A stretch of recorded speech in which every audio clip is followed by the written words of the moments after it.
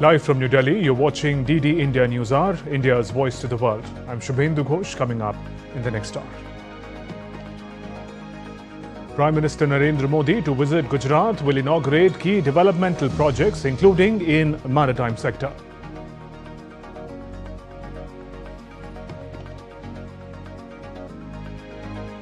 Estonia invokes urgent NATO consultation after Russia breaches airspace. While Moscow denies the allegations, Trump warns of big trouble ahead.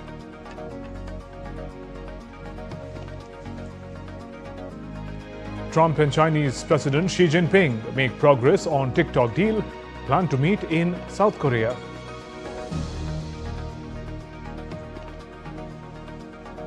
And in cricket, India chased historic maiden women's ODI series triumph against Australia.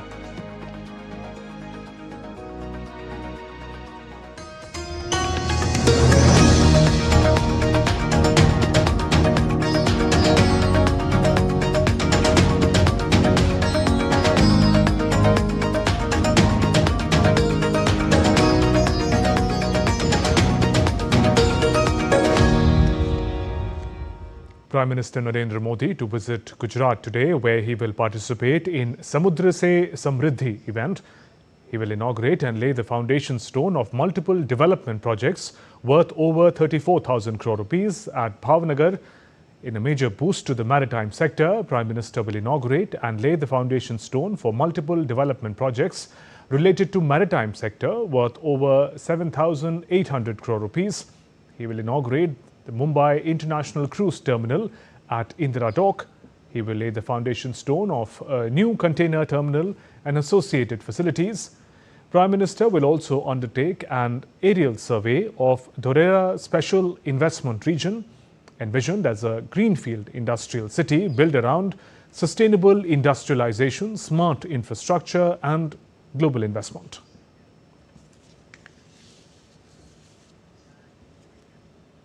And Prime Minister Modi will visit Lothal today to review the progress of National Maritime Heritage Complex and inspect the ongoing projects. The visit includes a detailed review, meeting with officials and an inspection of the work completed so far for the project. It aims to showcase India's maritime heritage at the historic Lothal site. DD India's Vishal Baristo gets us more. The National Maritime Heritage Project, or NMHC, is being developed at Lothal, Gujarat to celebrate and preserve India's rich 4,500-year-old maritime heritage. This ambitious project, considered the world's largest maritime complex, features a museum with 14 galleries, themed parks, and recreation of Lothal city and a maritime research institute. The NMHC aims to serve as a global center for learning, tourism and showcasing India's historical and ongoing role in maritime activities.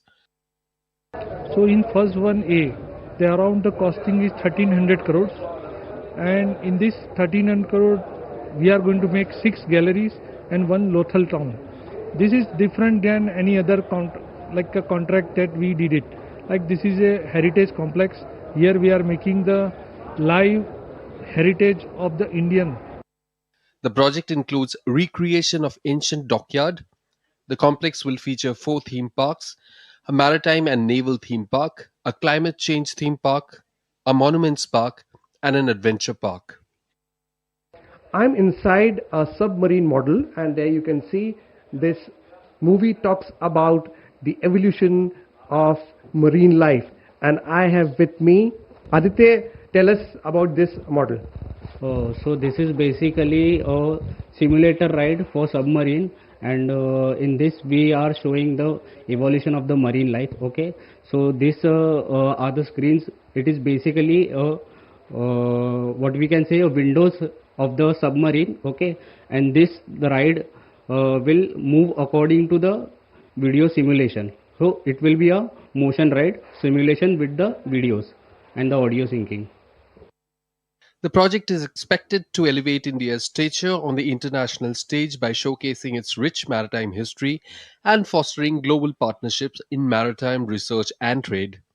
The project is situated at Lothal, a significant archaeological site of the ancient Indus Valley civilization in Gujarat, India. Behind me is Navy's IL-38, the Advanced Airborne Warning System, also known as Sea Dragon. And right now I'm on board X Nishank. Why X? Because after serving 30 years in Navy, this corvette class ship is finally retired. And we are talking about the history, the maritime history of India from 5,000 years to today, and how India has maintained its position as a world-class Navy. With cameraman Ramakant from the National Maritime Heritage Complex, Lothal, this is Vishal Baristo for DD India. Ayushman Bharat Yojana, also known as Pradhan Mantri Jan Arogya Yojana (PMJ), is the world's largest health insurance scheme. Under this program, poor families are provided with free medical treatment of up to Rs 5 lakhs per year. More than 55 crore people have benefited from the scheme, which covers nearly 40% of India's population. For those above 70 years of age, Ayushman Bharat becomes their biggest support in old age. Preeti Kaur tells us more. Welfare of the poor and prioritizing their interests has always been the top priority for Prime Minister Narendra Modi. Be it housing, electricity, roads or healthcare, the Prime Minister has ensured that the poor are not deprived of the basic needs. To ensure that no poor person is denied medical treatment due to lack of money, Prime Minister Narendra Modi launched the world's largest health insurance scheme, Pradhan Mantri Jan Arogya Yojana, on 23rd of September 2018. Under this scheme, more than 55 crore people from the deprived sections of the society are entitled to free treatment of up to 5 lakh rupees every year. In October 2024, the scheme was expanded to include all senior citizens aged 70 years and above from every household across the country. For them, an Ayushman Vay Vandana card is issued, benefiting more than 6 crore elderly citizens. Transgender persons have also been brought under the coverage of this scheme. Additionally, 37 lakh families of Asha workers, Anganwadi workers and Anganwadi helpers have also been included. So far, under Pradhan Mantri Jan Arogya Yojana, more than 41 crore Ayushman cards have been issued and over 9 crore hospital admissions have been approved, amounting to savings worth over 1.4 lakh crore rupees for the poor. Notably, 49% of the hospitalized patients are women. Under the scheme, 68 lakh cancer patients have received treatment, of which 76% belong to rural areas. It has brought smiles to countless poor families, enabling them to seek treatment in hospitals they once hesitated to enter. Government of India has given to Ayushman Bharat for needy people at the right time. It is very useful and it is very helpful to my family also, and in our villages also thousands of beneficiaries have been enrolled in Ayushman Bharat. It is very useful scheme. The scheme covers 1,949 health packages, including 27 medical specialty packages like general medicine, surgery, cancer and heart diseases. After hospital discharge, patients receive post-treatment care for 15 days, including tests, food and travel support. The scheme covers 31,466 hospitals, out of which 14,194 are private hospitals. Portability is one of the most prominent features of this scheme, enabling people to get treatment in other states of the country as well, and not just the state where the card is registered. Through this interstate portability, more than 12 lakh people have received treatment, with the government spending over 3,100 crore rupees. The scheme is entirely cashless. Ayushman Bharat Pradhan Mantri Jan Arogya Yojana is a game-changing scheme for the people of India, particularly the poor and the vulnerable. It has increased access to services for serious illnesses requiring secondary and tertiary care for 60 crore people, approximately 60 crore people. Prime Minister Modi's vision is to provide affordable, accessible and quality healthcare to the deprived sections of the society. Recognized as one of the best healthcare models, Ayushman Bharat is proving to be the world's most revolutionary healthcare program for the poor and underprivileged. Preeti Kaur's report, DD India. Union Information and Technology Minister Ashwini Vaishnav on Friday met Governor of New Jersey, US, Philip Murphy. Both leaders discussed Gati Shakti Vishwavidyalaya and premier US universities that will establish partnerships aimed at joint research, development and academic programs. Union Minister Ashwini Vaishnav also had a detailed review of Mumbai-Ahmedabad high-speed rail project. Both sides expressed satisfaction with its rapid progress. In an attempt to enhance cleanliness of offices and improving the overall workplace environment, India's Ministry of Information Broadcasting is preparing to launch special campaign 5.0 from 2nd October. Will continue till the end of October in the main secretariat and the media units spread across the country. Attention will be given with regards to record management, disposal of outdated materials, e-waste, beautification of offices. Since the inception of special campaign in 2021, over 33 crore rupees revenue was generated. India has responded to Saudi Arabia's defense pact with Pakistan. Talking to media persons in New Delhi, Ministry of External Affairs spokesperson Randhir Jaiswal said, India expects Saudi Arabia to respect mutual interests and sensitivities in strategic partnerships, expressing hope that this partnership will reflect shared concerns. India and Saudi Arabia, we have a wide-ranging strategic partnership which has deepened in the last several years considerably. We expect that this strategic partnership will keep in mind mutual interest and sensitivities. On Pakistan and the fight against cross-border terrorism, EMEA spokesperson called on the world to intensify efforts in the fight against terrorism. Matters we are very clear. The world is aware of the nexus between the terrorists and the Pakistani state and military. Such statements make it even more glaring. We all have to fight cross-border terrorism and terrorism.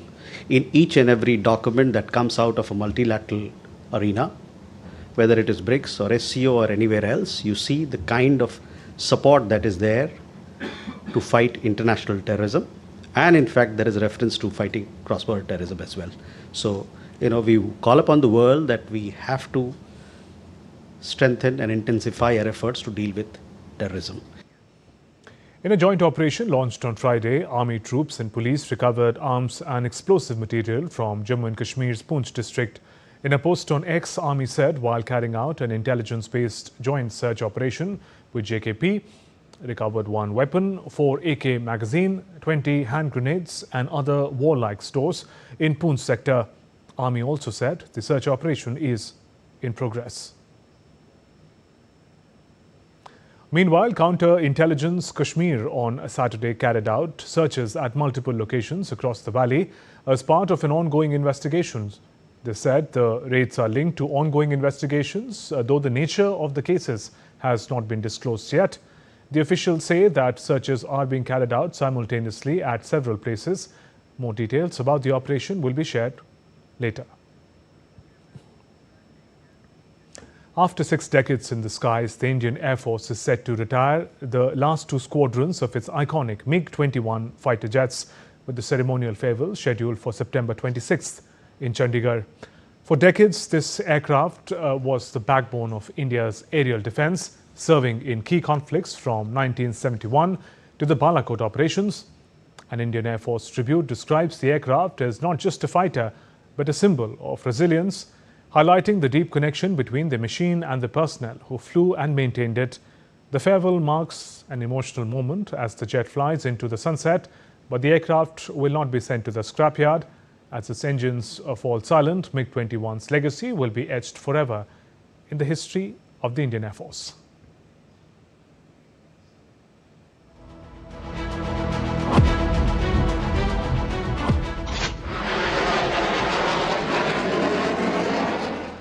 The legacy of a legend. The MiG-21 of the Indian Air Force. Valor, courage, precision, and the steadfast oath to defend the nation.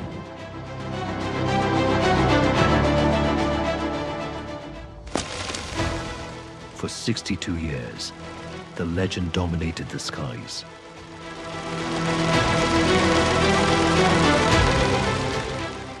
The time has arrived to stand ready for one last tribute to the machine and the brave men behind it. On the 26th of September 2025, a historic ceremony will honor the legend, dedicated to the pioneers, veterans, and their families. The MiG-21's fearless spirit lives on forever.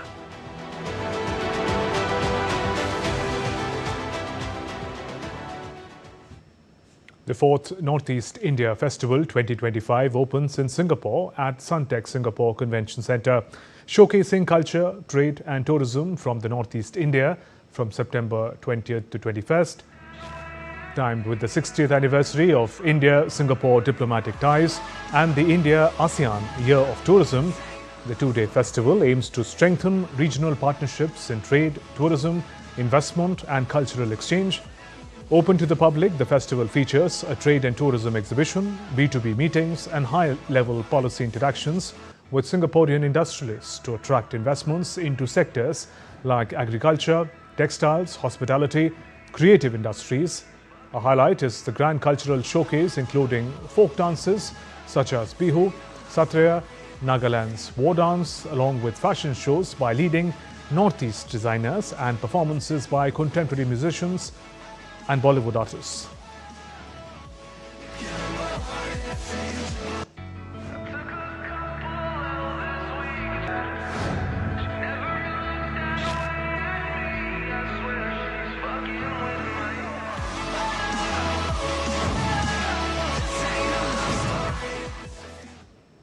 Let's turn to other stories making news today. Himachal Pradesh saw 1.73 crore apple boxes this season, up from 1.23 crore last year. Despite heavy rains and broken roads, over 55,000 tons were bought through 274 HPMC collection centres. Roads were quickly repaired, extra trucks arranged for smooth transport. HPMC plants in Shimla, Solan and Mandi are processing nearly 400 tons daily. In Tamil Nadu's Madurai, a big Rajinikanth fan has made a special Navratri Kolu in Rajini Temple. The Kolu has 15 steps decorated with the photographs and 233 idols of the superstar, showcasing him as Lord Shiva and Lord Krishna. Special pujas will be done on all 9 days of the festival. Durga Puja festivities began across the city with creative displays at Lake Town.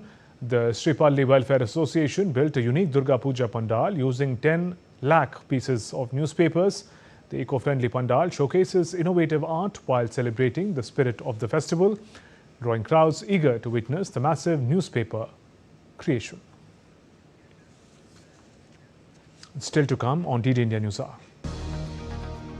UN General Assembly adopts draft resolution on Palestine's participation in its 80th session. Trump announces new deadly strike on suspected narcotics vessel in the Caribbean waters. And US will terminate deportation protections for Syrian migrants.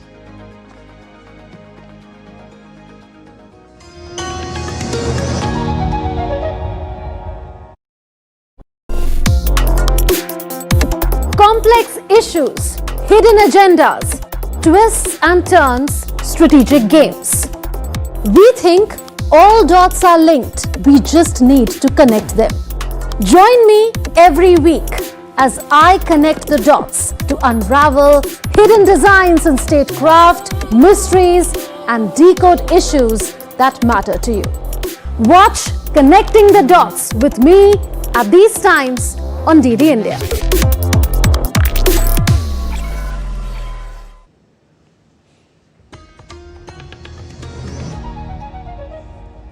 Welcome back. You're watching DD India News Hour. I'm Shubhendra Ghosh.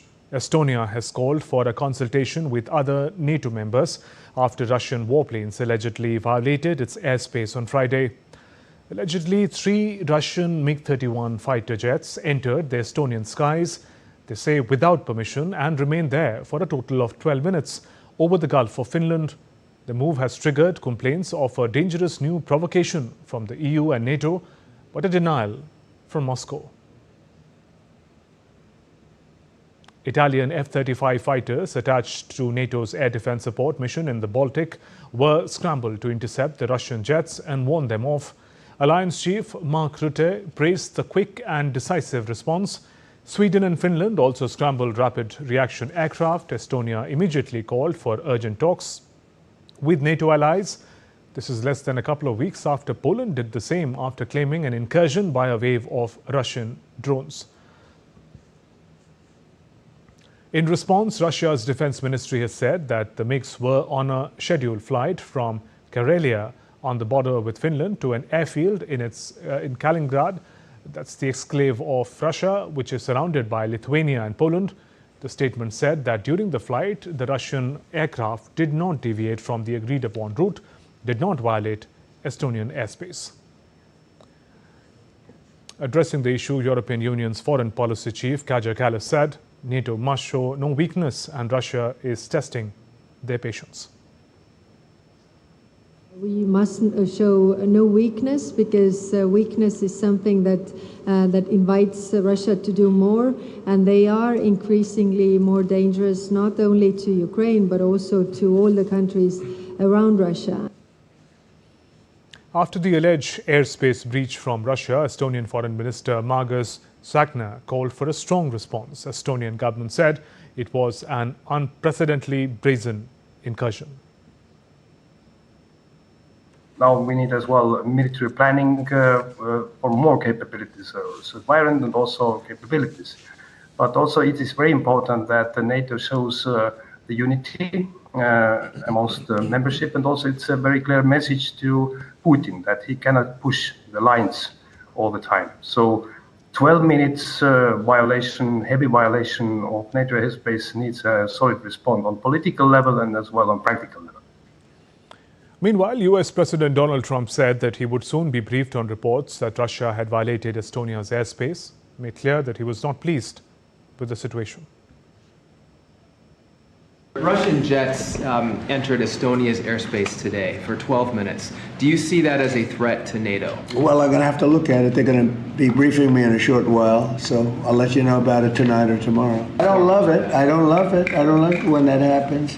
It could be big trouble, but I'll let you know later. They're going to brief me in about an hour. Moreover, Ukrainian President Volodymyr Zelensky also called the alleged Russian incursion into Estonian airspace unacceptable, new destabilization measures by Moscow.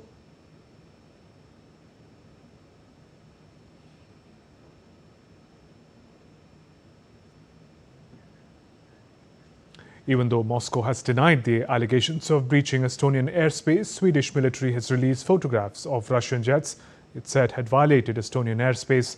It specified the pictures where they were taken over the Baltic Sea after the jets had left Estonian airspace. Ukraine, meanwhile, is making progress in talks to formalize legally binding security guarantees with the United States and European allies. Ukraine's first deputy foreign minister, Sergei Kryslitsa, said a bilateral agreement with the United States remains vital, and US President Trump's recent commitment to participate in Ukraine's defense was a breakthrough moment. The delegation is a key negotiator with allies on security guarantees, who also participated in all 3 rounds of direct talks with Russia in Istanbul earlier this year. His views reflect a pragmatic shift in Kiev, which no longer expects a quick fix through US sanctions or a Russian economic collapse. I think that we are making progress, and I may agree with those who say that the progress is not enough or not as expedient as we would wish it to be, but we do make progress. And I think that the breakthrough moment was during the meeting in Washington, D.C., when the Americans, President Trump himself, reconfirmed that the Americans would be part of the security guarantees. The UN General Assembly adopted a draft resolution on Friday regarding the participation of State of Palestine during its 80th session due to United States non-issuance of visas to some Palestinian representatives. The draft resolution, adopted by a vote of 145 in favor, 5 against and 6 abstentions, decides that Palestine may submit a pre-recorded statement of its president to be played in the General Assembly Hall during the general debate and other meetings. In the draft resolution, UNGA expressed regret over the US decision to deny visas to and revoke visas from representatives of Palestine ahead of the 80th UNGA session. Saudi Arabia and France will co-chair meetings from Monday on the Israeli and Palestinian two-state solution, which aims to see both sides existing alongside one another in peace. The meeting is expected to see the formal recognition of a Palestinian state by several countries after the overwhelming adoption last week by the General Assembly of a text supporting a future Palestinian state, albeit without Hamas. The French presidency said on Friday that 10 countries would formally recognize Palestinian statehood at the meeting, including Andorra, Australia, Belgium, Canada, Luxembourg, Portugal, Malta, Britain, San Marino, alongside France. Earlier, United Nations Security Council did not adopt a draft resolution on Friday to permanently lift sanctions on Iran, but Tehran and key European powers still have 8 days to try and agree to a delay. 15-member UN Security Council was required to vote on the draft resolution on Friday after Britain, France and Germany launched a 30-day process on August 28th to reimpose the UN sanctions. They accused Tehran of failing to abide by a 2015 deal with the world powers that aimed to prevent it from developing a nuclear weapon. Iran denies having any such intention. Russia, China, Pakistan and Algeria voted in favor of the draft text on Friday. 9 members voted against, 2 abstained. The Security Council vote has now set up a week of intense diplomacy while world leaders, including Iran's President Masoud Pezeshkian, are in New York for the annual high-level UN General Assembly. Iran's Foreign Minister Abbas Araghchi said Friday's divided vote shows that there was no consensus in the Council. In the latest US strike against vessel carrying drugs in the US Southern Command's area of responsibility, President Trump said the Pentagon carried out the strike on his orders, killing 3 male narco-terrorists aboard the vessel. US Southern Command is the US military combatant command that encompasses 31 countries through South and Central America and the Caribbean. The latest strike, at least the third against alleged drug vessel, comes amid large US military buildup in the Southern Caribbean. 5 F-35 aircraft were seen landing in Puerto Rico on Saturday after Trump administration ordered 10 of the stealth fighters to join the buildup. The US military carried out strike earlier this week in the Southern Caribbean as well that targeted an alleged Venezuelan drug cartel vessel heading to the US.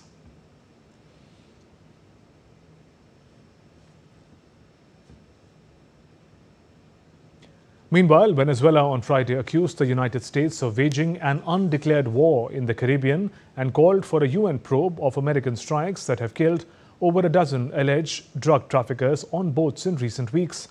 Venezuelan Attorney General Tarek William Saab claimed that the use of missiles and nuclear weapons to murder defenseless fishermen on a small boat are crimes against humanity that must be investigated by the UN.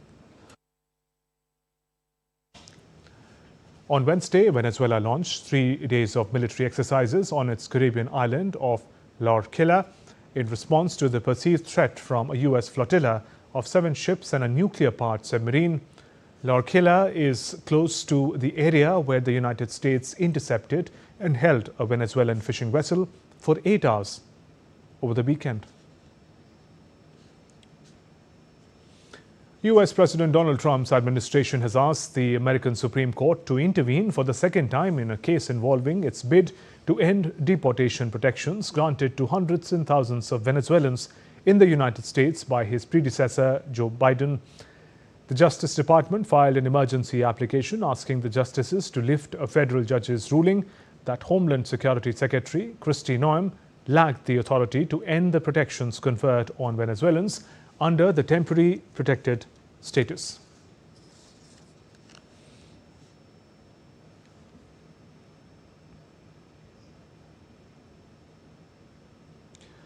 Ecuador's president formally called for a referendum that he hopes will lift decades-old ban on foreign military bases on Ecuadorian soil as he seeks U.S. help to curb rampant cartel-related violence.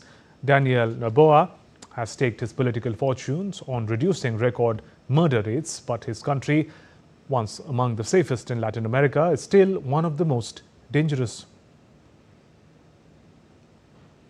Earlier this month, U.S. Secretary of State Marco Rubio visited Ecuador, promising more security aid and raising the prospect of sending U.S. troops. For years, United States operated an important military base at the Pacific port of Manta. The U.S. Drug Enforcement Administration had sizable footprint in the country. The U.S. will terminate deportation protections for Syrian migrants, the Department of Homeland Security said on Friday, as part of President Trump's broad effort to strip legal status from migrants.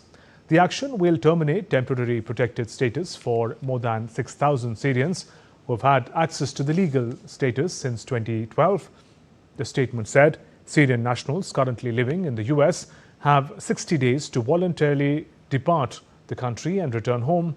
Any Syrian national admitted under temporary protected status who is still in the U.S. after that time could be subject to arrest and deportation.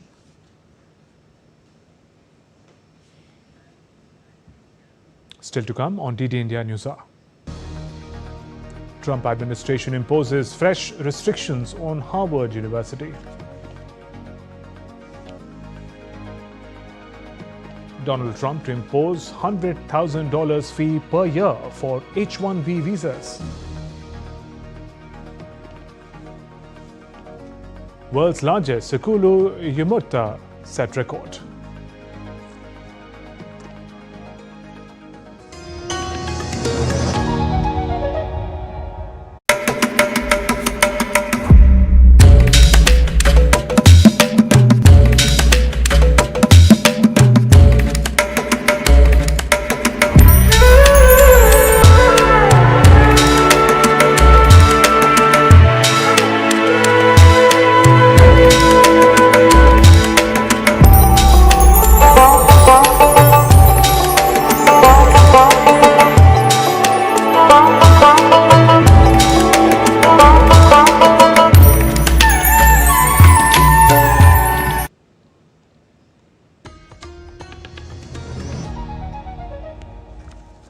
You're watching DD India News Hour. I'm Shubhendu Ghosh. Our top stories.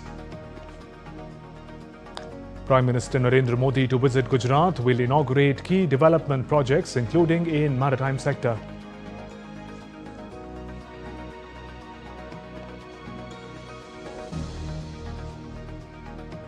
Estonia invokes urgent NATO consultation after Russia breaches airspace. While Moscow denies the allegations, Donald Trump warns of big trouble ahead.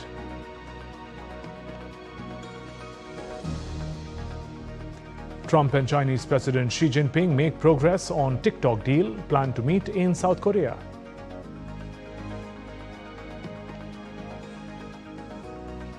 In cricket, India chase historic maiden women's ODI series triumph against Australia.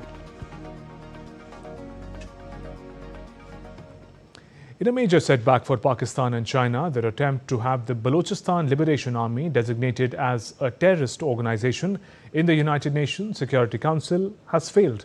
The United States, Britain and France on Friday placed a technical hold on the joint proposal by China and Pakistan, stating that there was not enough evidence to prove that BLA and its associated Majid Brigade had links with Al-Qaeda or ISIS. Pakistan and China had jointly demanded before the United Nations Security Council's 1267 Sanctions Committee that BLA and its suicide unit, the Majid Brigade, be declared a terrorist organization. US President Donald Trump announced that Chinese President Xi Jinping had approved a deal to keep TikTok running in the US, easing tensions between the two nations. Both leaders spoke for a couple of hours in their first call in about 3 months, agreed to meet in South Korea in 6 weeks to discuss trade, fentanyl and Russia-Ukraine war. While China hasn't confirmed the TikTok deal publicly, Trump said only a formality remains. Congress had threatened to ban TikTok by January 2025 unless its US assets were sold by Chinese parent ByteDance.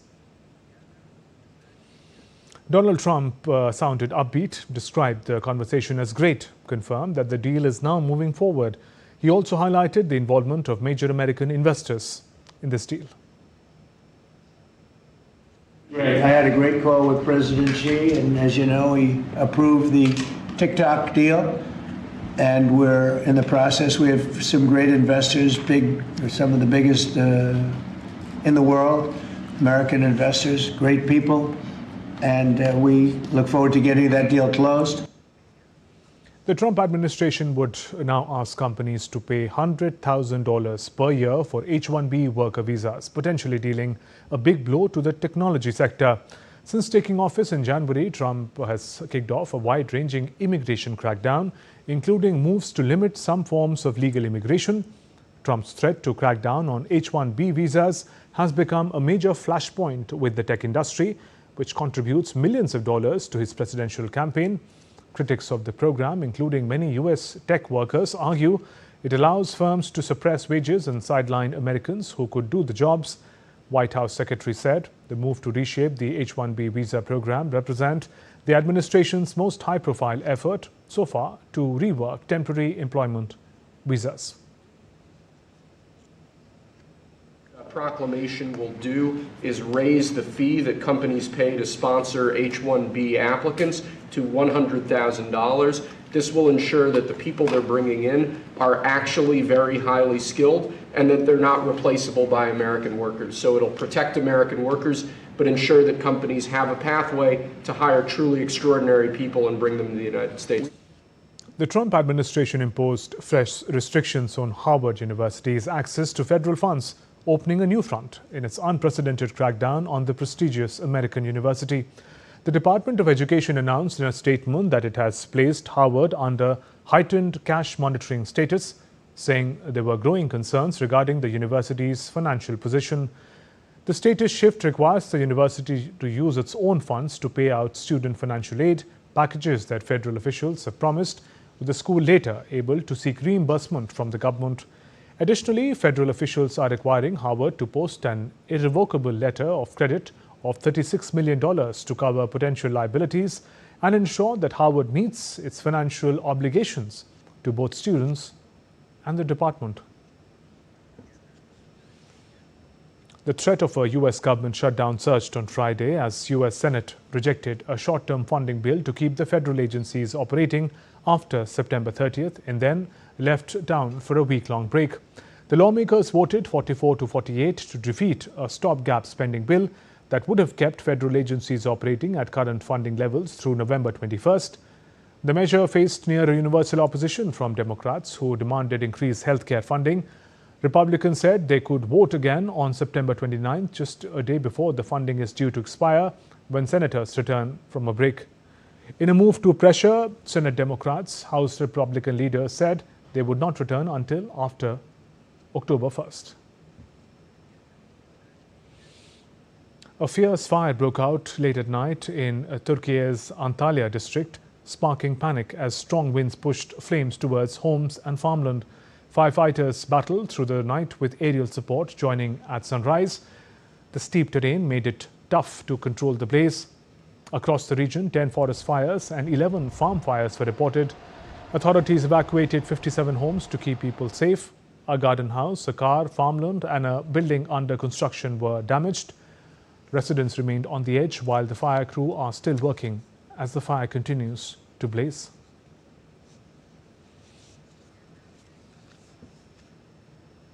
United Nations Secretary General Antonio Guterres on Friday asserted that efforts to cap climate warming at 1.5 degrees Celsius above pre-industrial level are failing.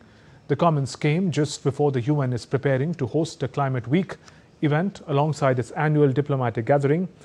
The climate goals for 2035 of the countries that signed the Paris Agreement, also known as nationally determined contributions, were initially expected several months ago. However, uncertainties related to geopolitical tensions and trade rivalries have slowed their process.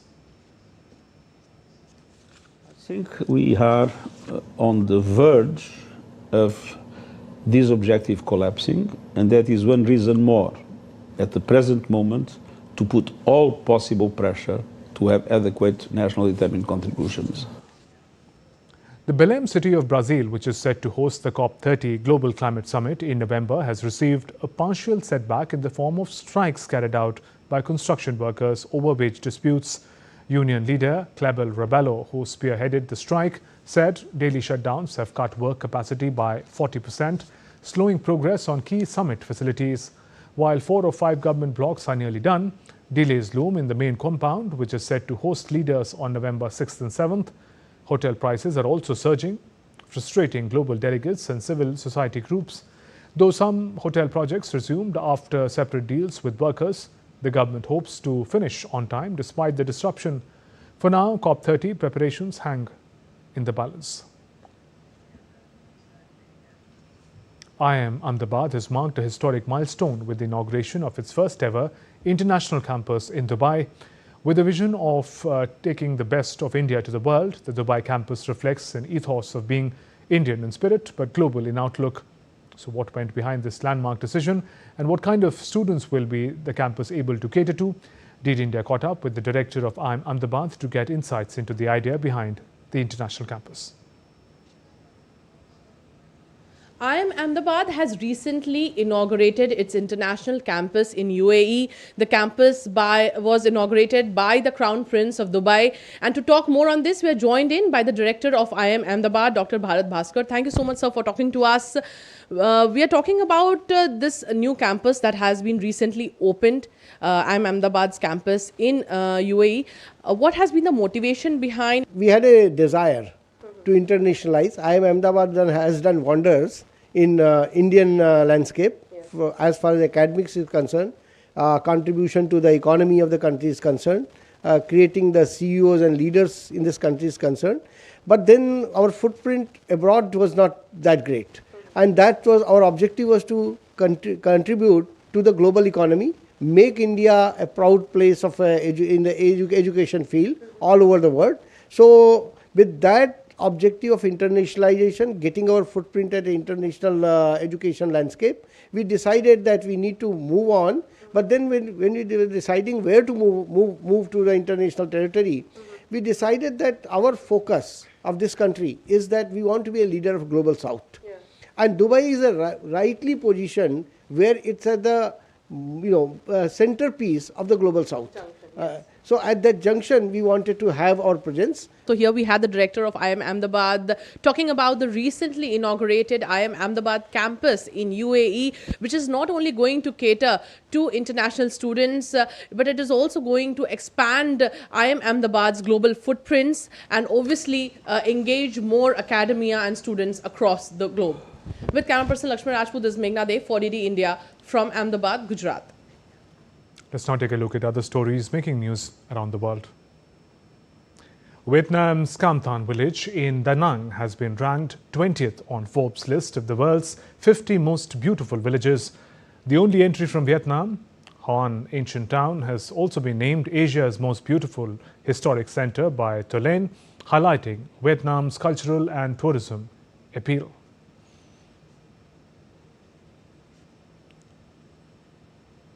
At London Fashion Week, Turkish-born designer Bora Aksu unveiled his Spring-Summer 2026 collection on Friday, inspired by his collection of broken dolls. The show embraced cracks and imperfections as models walked in tiered outfits, see-through gloves and bonnet hats adorned with bows. The pastel-heavy palette, with touches of darker shades, reflected the theme of beauty in flaws.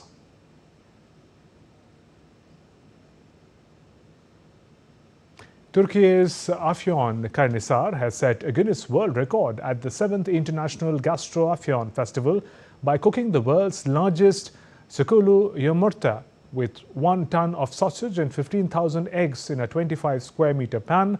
The 3-day festival also features stalls, tastings and food competitions.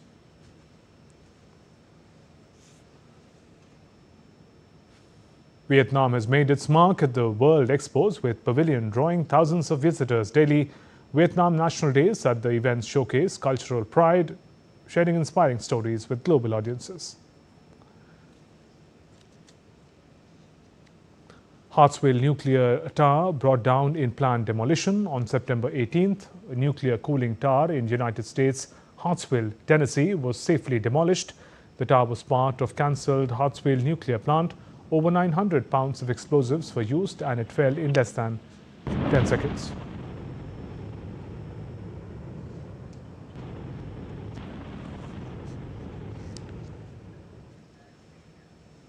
Still to come on DD India News Hour. Reserve Bank of India calls for infra for currency trades beyond US dollar. Equipment issue leads to a big delays at Dallas airport. In cricket, India beats Oman by 21 runs to secure third consecutive win in Asia Cup. Will face Pakistan on Sunday.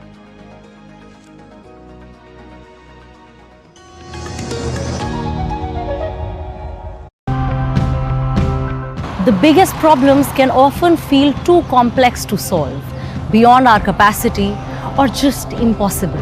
But that is till we find a solution, and once we do, everything seems simpler. This is the micro drip irrigation system, which in fact saves 60 to 70% of water while watering a tree. We are looking for on the land today with the natural plants are around a third of a ton of nickel per hectare. It is readily available. We can get it from the surrounding area, and the local farmers also benefit. If we use waste from their sugarcane crops, they get something out of it too. By helping hedgehogs, I make a small attempt to compensate for the injustice in this world.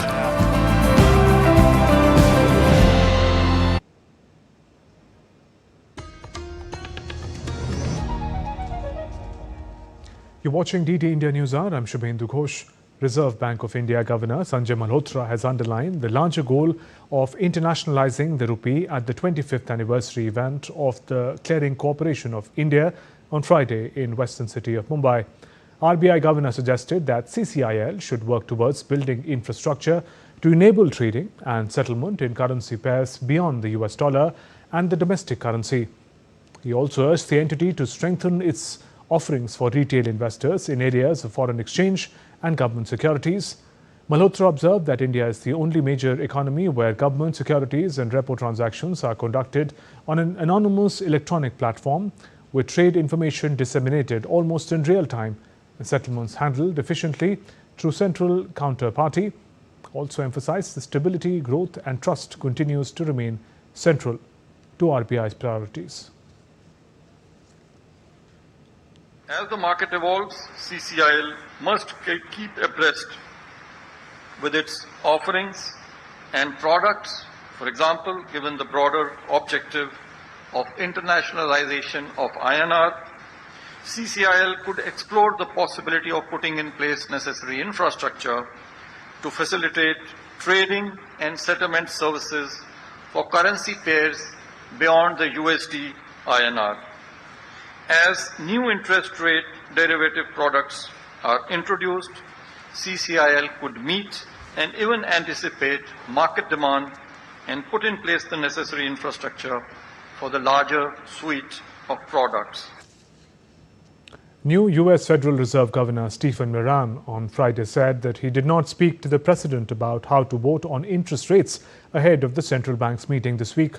In an interview, Moran said that the president called him to congratulate and did not get any guidance from Trump on what to do at the meeting. He said he would carry out independent analysis based on his interpretation of the economy. He also argued that a near neutral rate of interest is now the proper setting for the economy. All three of the Wall Street's main indices registered record closing highs for a second straight day on Friday, with trading volume hitting its highest level since April. S&P 500 and Nasdaq notched their third straight week of gains, boosted by Federal Reserve's first straight cut of 2025 on Wednesday. Indications of further monetary policy easing.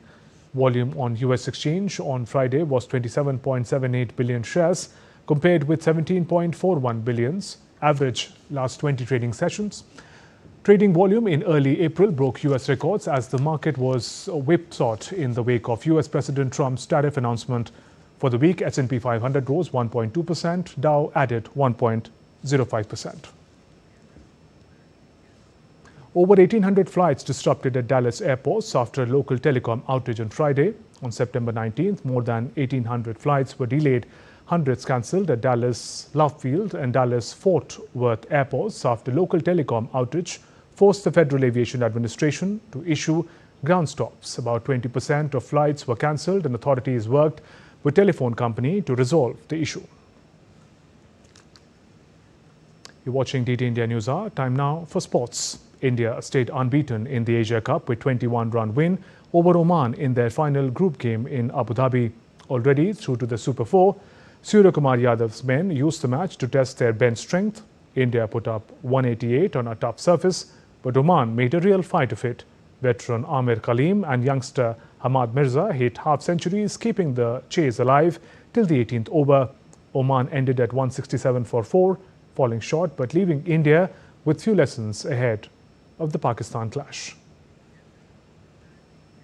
Indian fans are ecstatic as Surya Kumar Yadav's side head into the Super 4 unbeaten. DD India's Abhishek Mahajan brings us exclusive fan reactions from the ground after India's triumph over Oman. All right, so Oman pushing India harder, but end of the day, all's well that ends well. India winning the game by 21 runs. But were you expecting Oman to do so well?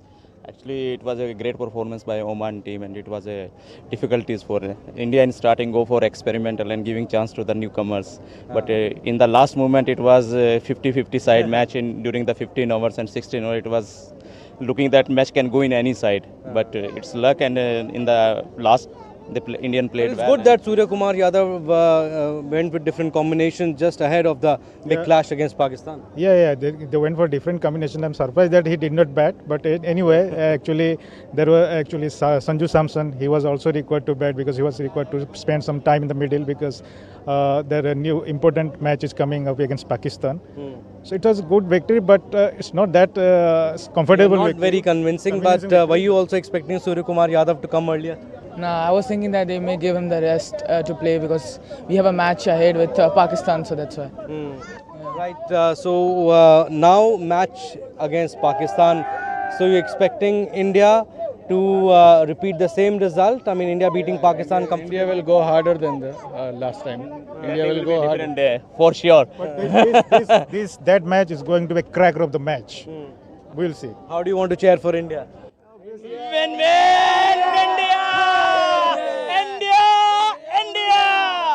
All right, so Surya Kumar Yadav going with different combinations, trying out different combinations and rejigging the batting order, but people are not unhappy. Oman pushing India harder. It was not one-sided at all. But yes, now every Indian fan is looking forward for the next clash against Pakistan on Sunday. With cameraman Kumar Datta, this is Abhishek Mahajan in Abu Dhabi for DD India. And India women stand on the brink of history as they gear up for the ODI series decider against world champions Australia in New Delhi. After a crushing 102-run win, their first over Australia in 12 matches, Harmanpreet Kaur's squad is riding high thanks to Smriti Mandhana's sublime century and a fiery spell from Renuka Thakur and Kranti Gaud. But drop catches and shaky middle order loom large. With the World Cup just days away, a series win would be more than just a milestone. It would be a signature statement that India has arrived. Can India finally conquer the unconquered? Only the decider match will tell, with action set to begin at 1:30 p.m. today at Arun Jaitley Stadium in Delhi.